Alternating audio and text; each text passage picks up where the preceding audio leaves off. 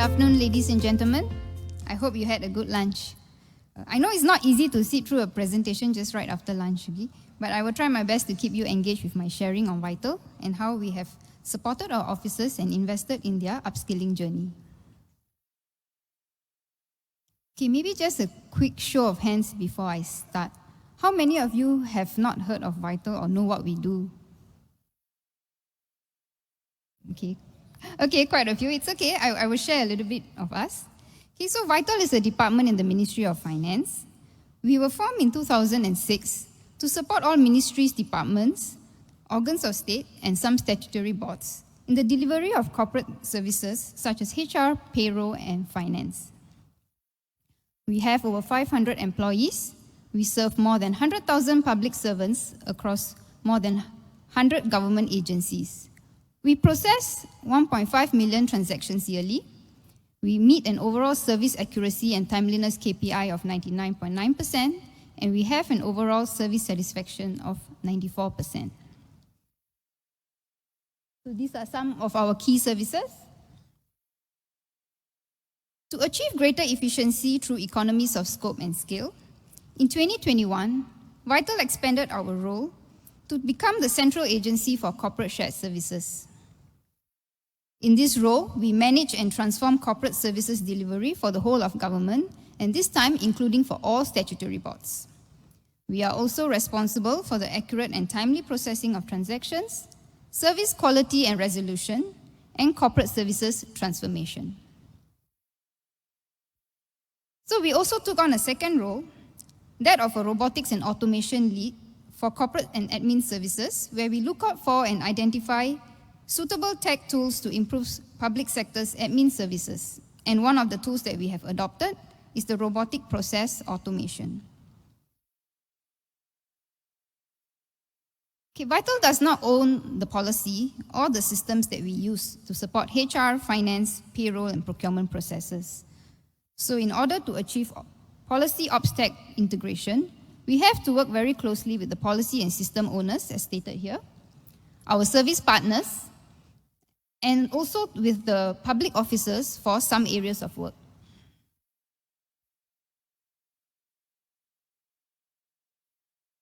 So with the new roles that we have taken on as the Central Agency for Corporate Shared Services and the Robotics and Automation Lead, we also refresh our mission, vision, values, and strategic pillars.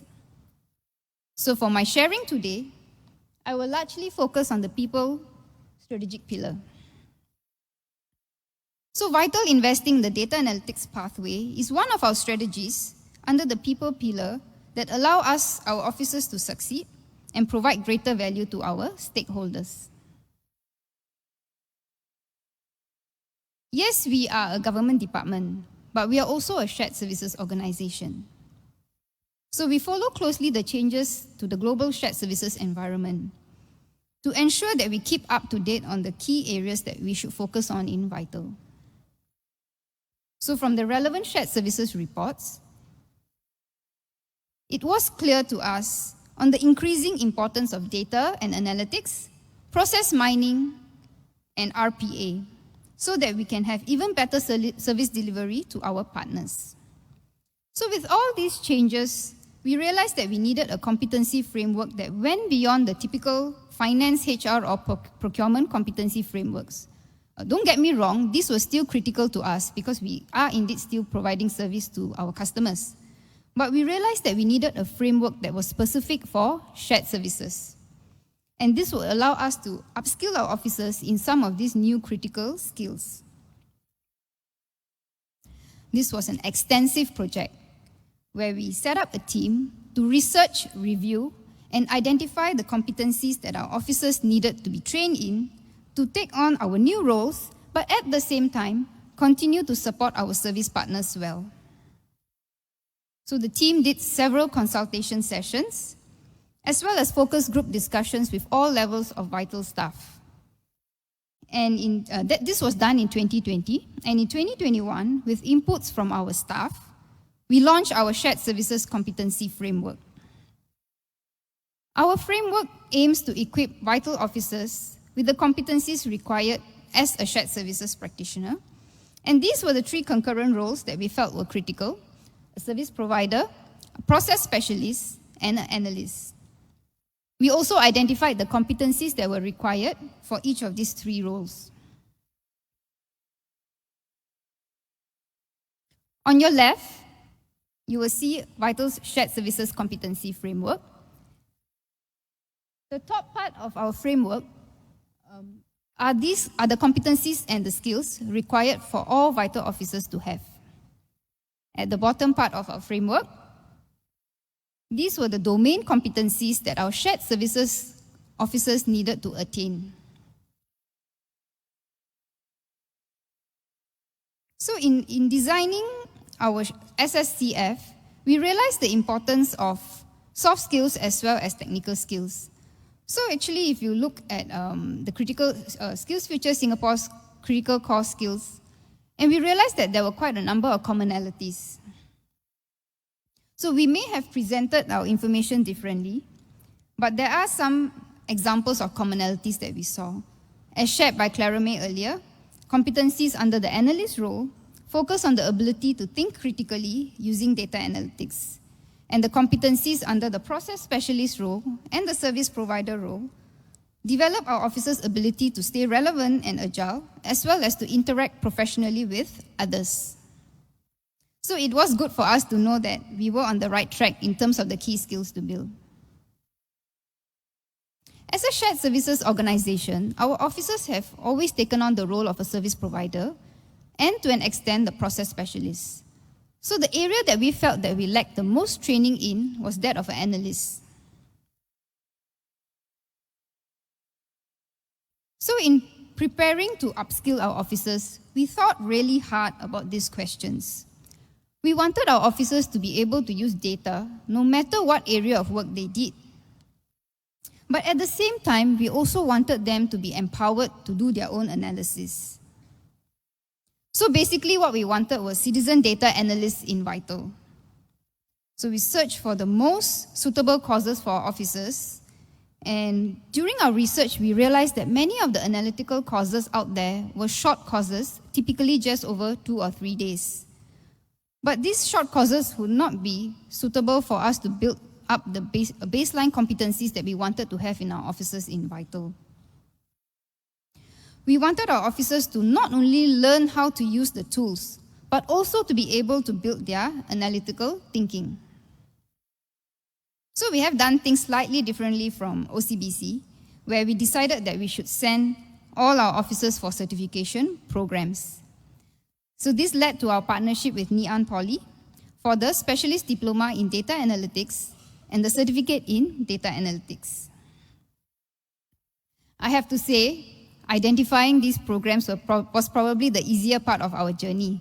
Our challenge was in convincing our officers on the need for these certification programs. So while they understood why we had to build these future competencies, they could not see why all of them had to attend data analytics courses. So we conducted several virtual roadshows with our officers to address their concerns. We shared details of the programs, and we also assured them that we would support them all the way in this journey. So we partnered with Ngee to curate these programs for our staff at different job levels. So Ngee put together 5 short courses to form the certificate in data analytics. This program was for our direct operations officers, so they are the executives and senior executives. Each short course was for 3 days, where they had to complete assignments at the end of each short course. And this whole program took 4 months to complete, which would culminate in a 2-day data hackathon. And for our managers and our assistant directors, they attended the Specialist Diploma in Data Analytics.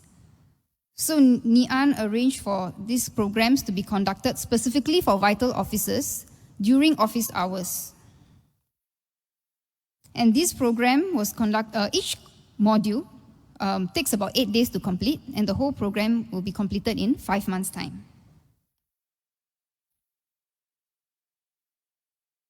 So this is our data analytics pathway. So officers needed to complete either the certificate in data analytics or the specialist diploma in data analytics to meet our baseline competencies. And for officers who were more technically oriented, they have the option to pursue an additional professional development certificate with 2 additional modules, deep learning or machine learning, in order to get the advanced diploma in machine learning, or they could go for the degree in data science and analytics. And for officers who decided to pursue these advanced programs, they have the option to specialize in a data analyst role in Vital's Center of Excellence setups, our COEs. Our COEs focus on OpStack integration to support our teams handling the shared services operations. So far, we have trained 25% of our workforce. We have a small group of officers in the part that's in grey, optional team. These officers are largely people who are re-employed, officers who are going to retire soon, or officers who work in our scanning department, digitalization services. So these were the only people who we left it as optional, but for everybody else in the workforce, we wanted to train them all. Our initial plan was to complete our training by April 2024, but we did encounter some challenges along the way.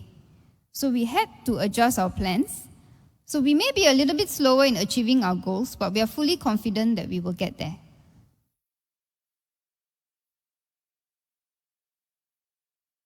I have to say that the journey so far has not been an easy one, both from the perspective of the officers as well as the organization.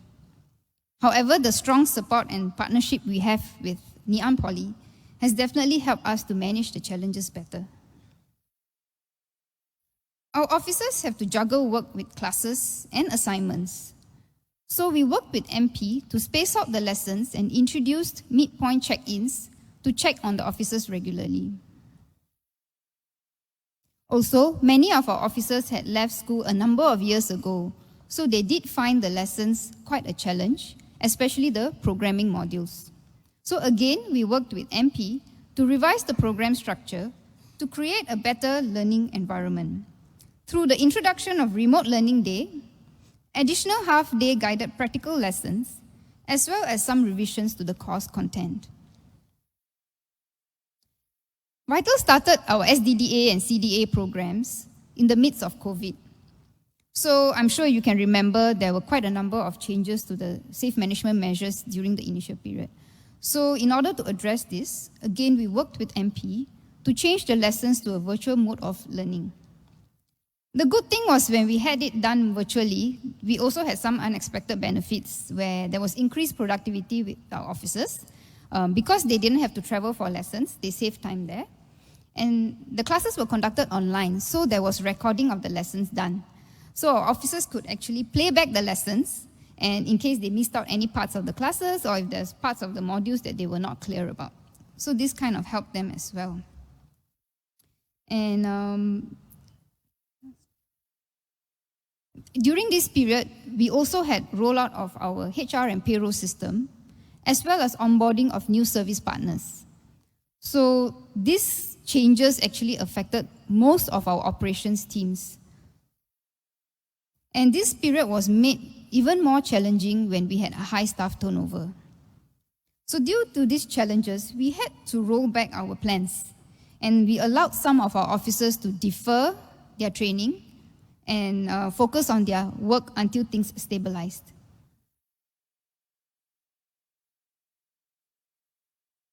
But despite all these challenges, we really felt that our programs created a positive impact to Vital, especially the CDA program. NP had suggested a data hackathon to end off the CDA program instead of assessments, and we felt that it was such a great idea because our officers discovered new ways of working where they could build dashboards to allow better management decisions to be made. And in fact, after they went back to work after their classes, many of them created dashboards for internal use. And our guys also got to hack real business problems which were curated by our operations teams. And although they couldn't really solve the problems fully within the 2 days of the data hackathon, we felt that it was a great start because it allowed them to bring these problems back and continue working on them. Our deputy CE chairs the judging committee for the hackathon, and he works closely with the operations teams to allow them to continue working on the problems to find a good solution. Our officers at all levels also realized that by using data to do their analysis, they are empowered to influence key management decisions. It was really such an eye-opening experience for them. And we also saw great teamwork across officers in different functions. I'm sure like many of the other organizations here, during COVID, your officers couldn't meet in person. So being part of these two programs allowed our officers to work closely together. It was great for culture building and having a sense of belonging. And especially those who were going through the intensive 2-day data hackathon, you could see how they were working closely and try to solve a real business problem. And one of the things that we felt that was really quite impactful was how our junior officers got a chance to present their proposals to senior management. Typically, officers at this level don't really get a chance to do something like that. So they realized that they can actually do something more than what they've been used to doing, which is just doing their typical operations work. So this was really such a great challenge, and they did so well. And during attending these programs, we also realized that our officers' desire and motivation to learn was really high. In fact, 8 of our executives and senior executives decided to do the specialist diploma in data analytics instead of the certificate program. So it was good that they actually took up this challenge, and they did well when they attended the classes. So for my last slide, I wanted to share some of our key takeaways and also some stories of officers who attended the programs. So it's important that we are clear of our organization's learning needs. So for Vital, we were very clear what we wanted to train our officers in. So we identified the suitable programs. We also identified the people who had to be trained. And we worked out the details with Ngee, our training partner. And we also realized, although we've made all these plans, sometimes things do evolve, things change. There's also a need to be agile and adjust your plans according to your changing environment. There's also a need to create opportunity for staff to apply their training, because we are sending so many people from the organization for these programs. If you don't have a proper plan or a data strategy in place with governance to manage the data, people are basically just going to forget whatever they've learned after 3 months, after 6 months. So it's important that we have a plan in place to address that. And one thing that we are also planning to do is to have a communities of practice where we allow our trained users to come together to share on use cases that they have and work together to solve real business problems. It is also important to know that every staff has different learning ability and they all learn at different paces. Our staff are our assets, and we find ways to give them opportunities to grow and encourage them. So earlier, if you remember, I shared that we had an optional group where we do not we do not send them for the data analytics course if they are not keen. But if they have expressed interest, we actually do encourage them to do so. So I want to share 2 examples of such officers that attended some of these programs, even though they are in the optional group. The first one is Andrew. Andrew is our 65-year-old re-employed officer. He is really such an exemplary staff who inspires the rest of us. He's an officer in our HR and payroll ops tech team, and he leads many process improvements and automation projects. He's always upskilling himself. In fact, he did the robotic process automation course, and he recently also completed the certificate in data analytics. Another example is Myron. Myron is an officer in the digitalization services team. Myron is actually an officer who is on the autism spectrum. He was very keen to take up this program. we fully supported him and encouraged him to do so. But we regularly checked in on him to see if he was doing okay or if he needed any additional support. In fact, Myron did so well.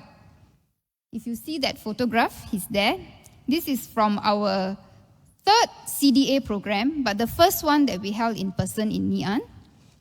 He actually managed to take turns with his teammates to present to the judges on his project during the hackathon. And in fact, when the judges threw some questions to the team, he also took turns. In fact, he was very enthusiastic in wanting to answer the questions. So it was great to see how he has developed so well. And actually, just linking this to another story, I still remember 1 year ago when we were sharing with our officers on the CDA programs. I had a discussion with my autistic officer. I have 8 officers who are on the autism spectrum. So Myron is one of them. So at that point, when we were rolling out these programs, we were actually asking the rest, are you all keen to take up this CDA program? Because if you are, we will definitely fully support you. Most of them were of the mindset, let me wait and see, no hurry for me to decide now. So Myron was the first one to take this up. And we have another colleague, Jia Hong, who is on the current CDA program. He's also doing very well. So just last week, actually earlier this week, I just had my dialogue session with my colleagues on the autism spectrum to ask them if they are still keen to consider taking the CDA program. Their reaction was so different this time round. They were all so positive, and out of that group of 8, 4 of them straight away say yes. Immediately they say yes, we will do it. So you can see that us believing in our officers and sending them for such programs, and Myron being the first case to go for this CDA course, has encouraged his colleagues as well. So I think seeing all this is very, very heartening for us. And although this has not been an easy journey, I think we are very, very grateful that we have done this, because it's important to create a supportive environment in the workplace for all our colleagues. And besides supporting officers who want to take up these programs, we also have put in place day release to allow our classes to allow officers to attend the classes. We also give them remote learning days and study leave so that they can focus on their lessons and revisions. And when they go for classes, their colleagues cover for their duties at work so that they can really concentrate on their lessons. And continually, our DCE as well as our SSCF project team checks in on the officers to make sure that they were doing okay and if they needed any additional support. So I hope those of you who are keen to take up this program will consider doing this seriously, because it has been a very fulfilling journey for us. And we have to also thank Ngee Ann Poly for this strong partnership and collaboration. I think we would not have been able to do this on our own. So I hope my sharing has been useful. Thank you very much.